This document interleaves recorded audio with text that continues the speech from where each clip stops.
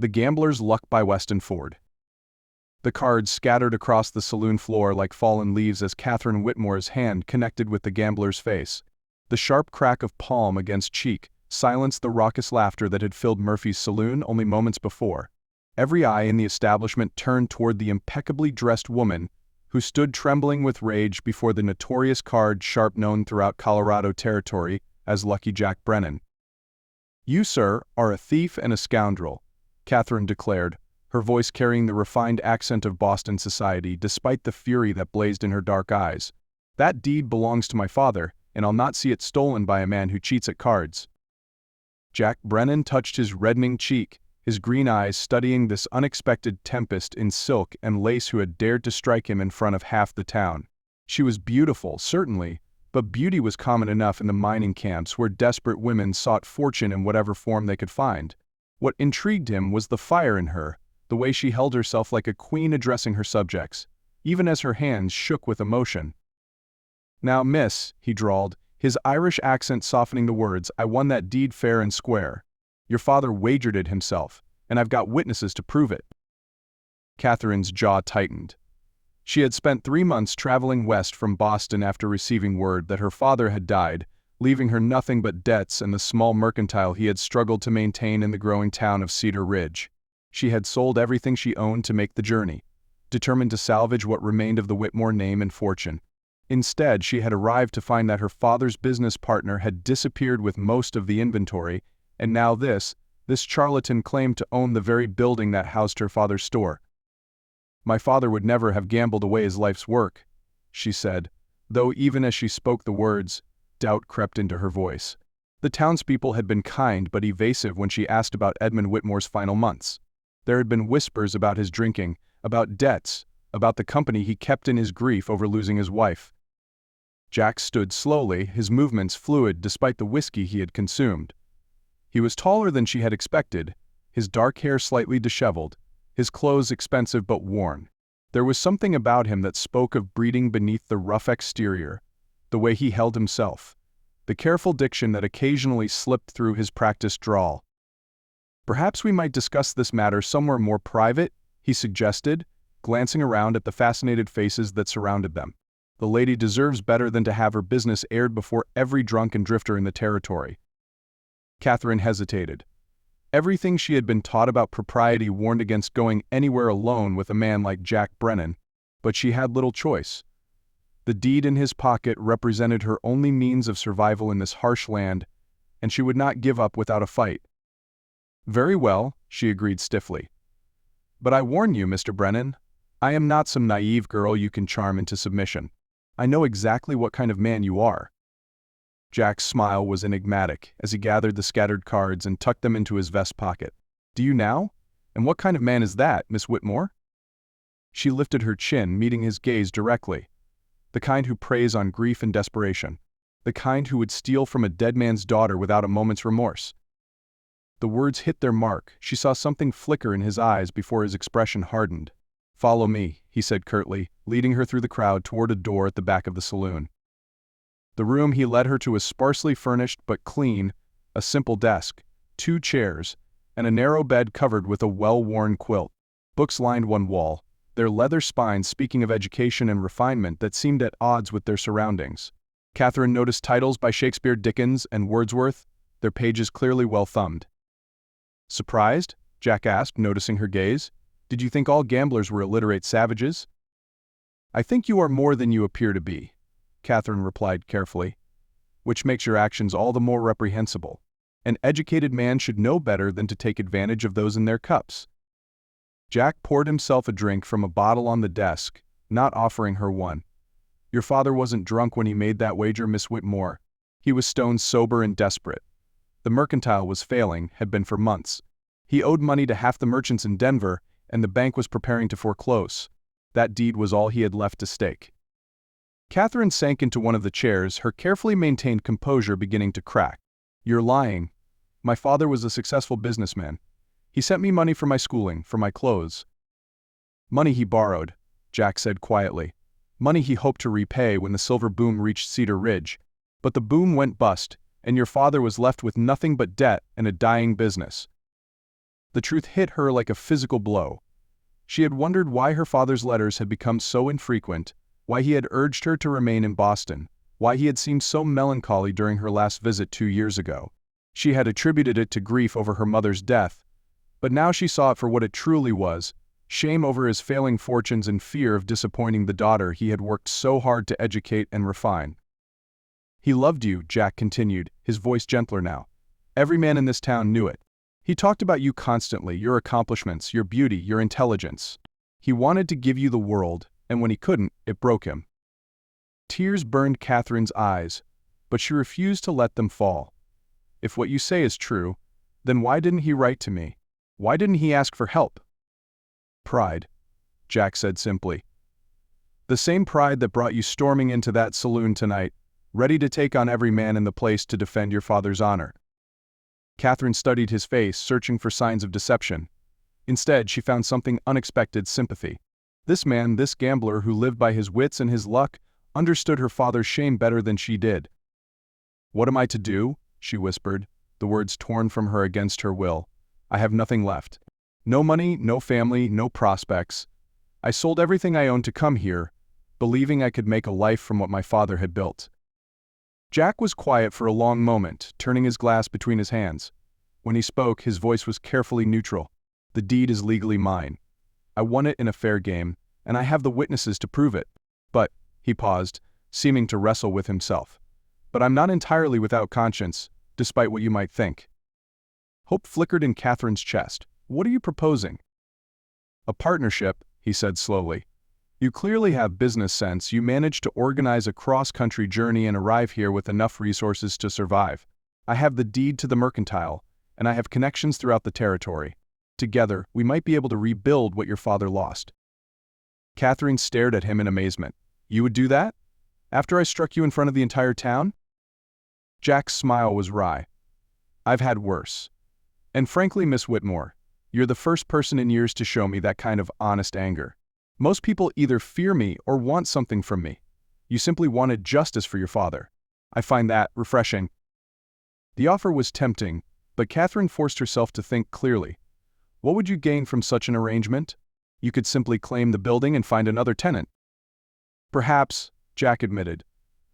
"But I'm tired of this life, tired of moving from town to town, living by my wits and my luck.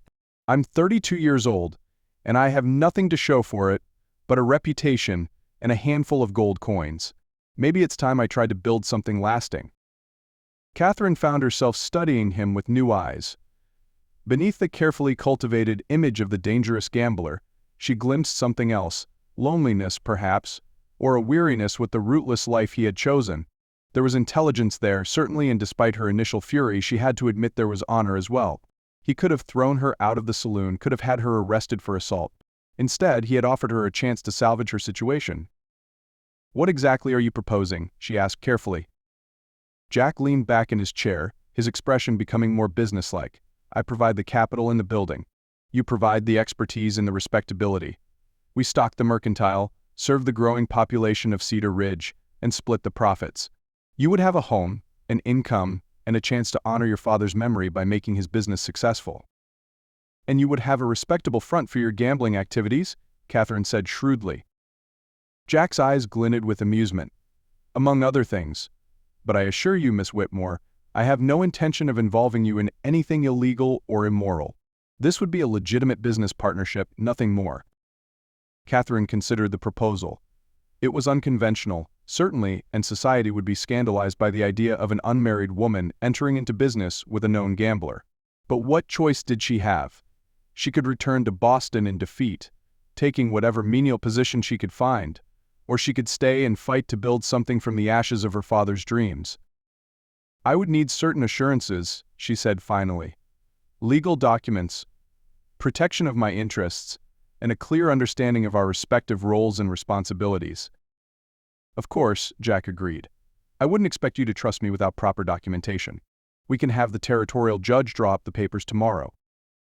Katherine stood, smoothing her skirts as she tried to process the dramatic turn her life had taken in the space of a single evening. "Very well, Mr. Brennan, I accept your proposal. But I warn you, I intend to make this venture successful, and I will not tolerate any behavior that might jeopardize our business or my reputation." Jack rose as well, extending his hand to her. "You have my word as a gentleman, Miss Whitmore." She hesitated only a moment before taking his hand, surprised by the warmth and strength of his grip. "I hope you are indeed a gentleman, Mr. Brennan, for both our sakes." As she left the saloon that night, Katherine felt as though she were stepping into an entirely new life. The woman who had entered Murphy's saloon a few hours earlier had been desperate and afraid, clinging to the remnants of her old world. The woman who emerged was still uncertain, but she was no longer without options. She had allied herself with a man who was undoubtedly dangerous, but who had also shown her unexpected kindness and honor. The next morning, Katherine stood in the dusty interior of her father's mercantile, surveying the empty shelves and calculating what would be needed to restore the business to profitability. Jack had been true to his word. He had already arranged for legal documents to be drawn up, and he had provided a substantial sum for initial inventory. "A second thoughts?" Jack asked from behind her, and she turned to find him leaning against the doorframe, watching her with those penetrating green eyes. "Many," Katherine admitted, "but I find myself strangely optimistic nonetheless. This place has good bones, and Cedar Ridge is growing. With the right merchandise and proper management, we could build something substantial here." Jack entered the store, his boots echoing on the wooden floor. "Your father would be proud. He always believed this place could be successful if he could just find the right opportunity." Katherine felt a pang of grief mixed with determination. "Then we'll make it successful. For him and for us." Over the following weeks, Katherine threw herself into the work of rebuilding the mercantile with an energy that surprised even herself. She cataloged inventory, negotiated with suppliers, and redesigned the store's layout to better serve their customers. Jack proved to be an invaluable partner. His connections throughout the territory helped secure better prices on goods, and his knowledge of the local population guided their decisions about what merchandise to stock. Despite their professional relationship, Katherine found herself drawn to her enigmatic partner. There were moments when she caught him studying her with an expression she couldn't quite read, and times when their hands would brush as they worked together, sending unexpected warmth through her veins. He was unfailingly polite and respectful, but she sensed deeper currents beneath his careful courtesy. It was during their third week of partnership that Katherine discovered more about Jack's past. She had stayed late to reconcile their accounts, and when she finally emerged from the store, she found him sitting on the front steps, gazing up at the star-filled sky. "Working too hard?" he observed without looking at her. Katherine settled beside him, smoothing her skirts. "Says the man who was here before dawn arranging deliveries." Jack smiled slightly. "Touché. I'm not accustomed to having a business partner who works as hard as I do." "Where did you come from, Jack?" Katherine asked impulsively. "Before you became Lucky Jack Brennan, who were you?" He was quiet for so long that she thought he wouldn't answer. When he finally spoke, his voice was soft and distant.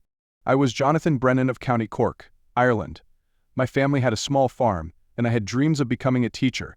But the potato blight came, and everything changed. My parents died, my brothers scattered to the winds, and I found myself alone in a foreign country with nothing but the clothes on my back." Katherine felt her chest tighten with sympathy. "I'm sorry. I had no idea. I learned quickly that survival required adaptation. I had good hands for cards and a quick mind for figures, so I became a gambler. It wasn't the life I had planned, but it kept me alive and fed." "And now?" Katherine asked gently. Jack turned to look at her, his eyes serious in the moonlight. "Now I find myself wondering if it's possible to become someone different, someone worthy of—" He stopped, seeming to catch himself. "Worthy of what?" Katherine prompted. "Worthy of a second chance," he said simply. The moment stretched between them, charged with unspoken possibilities. Katherine found herself leaning slightly toward him, drawn by something she couldn't name. But before either of them could speak, the sound of horses approaching broke the spell. "Miss Whitmore? Is that you?" The voice belonged to Sheriff Morton, and Katherine could see the concern in his weathered face as he dismounted. "Good evening, Sheriff," Katherine replied, quickly rising to her feet. "Is something wrong?" "There's been some trouble at the Miller place," Morton said, his eyes flicking between Katherine and Jack. "I wanted to make sure you were safe. There's been talk around town about you and—" He gestured toward Jack with obvious disapproval. Katherine felt heat rise in her cheeks. "Mr. Brennan is my business partner, Sheriff. We were simply discussing store matters. Business partner, Morton repeated skeptically. Miss Whitmore, I don't mean to overstep, but a lady of your breeding shouldn't be associating with men like Brennan. He's got a reputation that reaches clear to Denver. Jack stood slowly, his posture deceptively casual. What kind of reputation would that be, Sheriff? The kind that follows a man who lives by cards and luck? Morton replied evenly. I've got no quarrel with you, Brennan, as long as you keep your games fair and your debts paid. But Miss Whitmore is a respectable woman, and this town looks after its own. Katherine stepped forward, her spine straight with indignation. I appreciate your concern, Sheriff, but I am perfectly capable of choosing my own associates. Mr. Brennan has been nothing but honorable in his dealings with me. Morton's expression softened slightly. I'm sure he has, miss. But people talk, and a woman's reputation is a fragile thing. Just be careful. After the sheriff left, Katherine and Jack stood in uncomfortable silence. The easy camaraderie of moments before had been replaced by the weight of social expectations and small-town gossip. Perhaps I should go, Jack said quietly. I don't want to cause you any trouble. No, Katherine said firmly. I won't be dictated to by narrow-minded busybodies. Our partnership is legitimate and profitable, and I won't dissolve it because of idle gossip. Jack's smile was grateful but tinged with sadness. You're stronger than you know, Katherine Whitmore. But the sheriff isn't wrong about reputations. In a place like this, appearances matter. Then we'll give them nothing to talk about, Katherine replied. We'll conduct our business professionally and let our success speak for itself. But even as she spoke the words, Katherine knew it wouldn't be that simple. She was already in deeper than she had intended, drawn to Jack Brennan in ways that went far beyond business. The careful distance she had maintained was crumbling, replaced by something infinitely more dangerous, genuine affection and growing attraction. The crisis came a month later when a poker game at Murphy's Saloon went badly wrong. Katherine heard the commotion from the mercantile and arrived to find Jack facing down 3 angry miners who claimed he had cheated them out of their silver claims. You're a dead man, Brennan, the largest of the 3 growled, his hand hovering near his gun. Nobody's luck is that good. Jack stood perfectly still, his own hand ready but not threatening. Gentlemen, I assure you the game was fair. If you'd like to examine the cards. We've seen enough, another miner spat. Time someone taught you a lesson? Katherine didn't think, she simply acted. Pushing through the crowd, she placed herself between Jack and the angry miners, her chin raised defiantly. That's quite enough, she said crisply. If you gentlemen have accusations to make, then make them properly. Otherwise, I suggest you leave Mr. Brennan alone. Miss Whitmore, Jack said urgently, this isn't your concern. It is if they're threatening my business partner, Katherine replied without taking her eyes off the miners. And I won't have violence in my town. The lead miner laughed harshly. Your town? Lady, you've been here all of 5 minutes. This is between us and the card sharp. No, Katherine said firmly. This is between you and me. Mr. Brennan's reputation for fair play is well established throughout the territory. If you're losing money at cards, perhaps you should examine your own skill rather than questioning his integrity. The tension in the room was palpable. Katherine could feel Jack's frustration behind her, could sense the crowd's fascination with the drama unfolding before them. But she also sensed something else, a shift in the miners' resolve. They had been prepared to face down a gambler, but confronting a respectable woman was another matter entirely. This ain't over, Brennan, the lead miner finally muttered, but his hand moved away from his weapon. We'll be watching you. As the miners pushed their way out of the saloon, Katherine felt her knees weaken with relief. Jack's hand on her elbow steadied her, and she leaned into his strength gratefully. Are you out of your mind? Jack demanded, his voice low and fierce. They could have killed you. They could have killed you, Katherine replied, meeting his gaze steadily, and I couldn't let that happen. Something shifted in Jack's expression, a wall crumbling that had been carefully maintained for weeks. Katherine, he said softly, and her name on his lips sounded like a prayer. The crowd around them seemed to fade away as Jack's hand came up to cup her face, his thumb brushing across her cheek with infinite gentleness. Katherine felt her breath catch, her pulse racing as she saw her own feelings reflected in his eyes. We can't, she whispered, but even as she spoke, she was leaning into his touch. I know, Jack replied, his voice rough with emotion. But God help me, He didn't finish the sentence, but he didn't need to. Katherine could read the completion in his eyes, could feel the truth of it in the way he held her. She loved him too, this dangerous, complicated man who had shown her kindness when she needed it most. The realization should have terrified her, but instead, Katherine felt a profound sense of rightness. For the first time since her father's death, she felt truly alive, truly herself. Jack Brennan saw her not as a proper Boston lady or a grieving daughter, but as a woman capable of passion and courage and strength. "What are we going to do?" she asked, her voice barely audible. Jack's smile was sad but determined. "We're going to be very careful and very smart, and we're going to build something together that's worth fighting for." The next few months tested their resolve in ways Katherine had never imagined. The partnership flourished, their mercantile became the most successful business in Cedar Ridge, and their reputation for fair dealing spread throughout the territory. But their personal relationship remained carefully controlled, a dance of stolen glances and accidental touches that left them both frustrated and yearning. Katherine found herself caught between two worlds, the respectable life she had always known and the passionate, uncertain future she could have with Jack. The town had accepted their business partnership, but anything more would be scandalous. She was a lady, he was a gambler, and society had very clear rules about such things. The resolution came unexpectedly, in the form of a letter from Boston. Katherine read it twice before the words truly sank in, and when they did, she sank into a chair with trembling hands. "What is it?" Jack asked, his face creased with concern.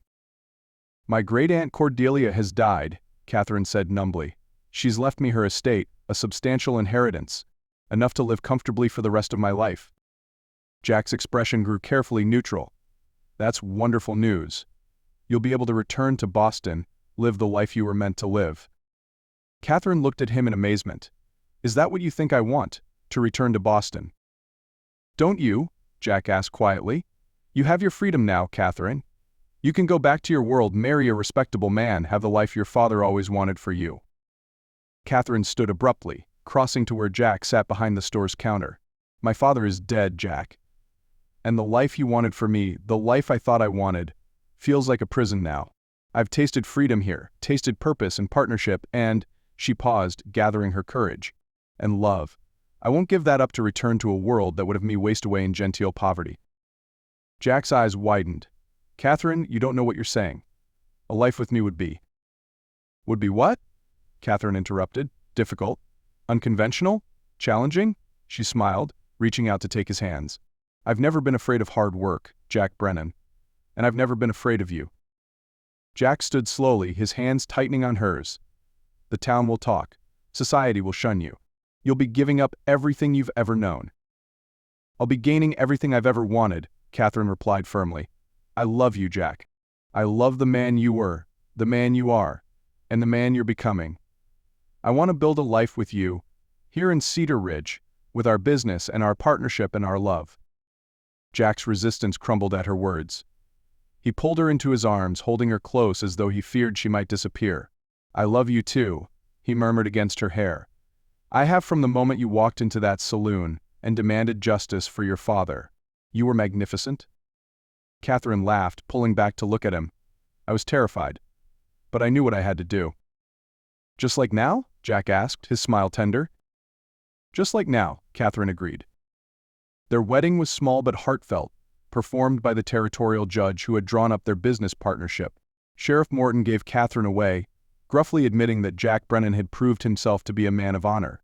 The whole town turned out to celebrate, their initial skepticism replaced by affection for the couple who had brought prosperity and stability to Cedar Ridge. As Katherine stood beside her husband, watching the townspeople dance and celebrate under the stars, she reflected on the journey that had brought her to this moment. She had come west seeking to salvage her father's legacy, but she had found something far more valuable, a love that challenged her, strengthened her, and completed her. Jack's arm tightened around her waist, and she looked up to find him watching her with an expression of wonder and contentment. "Any regrets?" he asked softly. Katherine smiled, thinking of all the proper Boston ladies who would be horrified by her choices. "None whatsoever. I've found my place in the world, Jack Brennan, right here with you." "Lucky Jack," he murmured, pressing a kiss to her temple. "They always said I was lucky, but I never knew how lucky until you walked into my life." Katherine laughed, her joy bubbling over like champagne. Then we're both lucky. And I have a feeling our luck is just beginning. As the celebration continued around them, Katherine and Jack stood together under the vast western sky, partners in business and in love, ready to face whatever adventures the future might bring. The gambler had found his greatest prize, and the lady had found her true home, not in the guilt and propriety of Boston society, but in the strong arms of a man who had taught her that love was the greatest risk worth taking.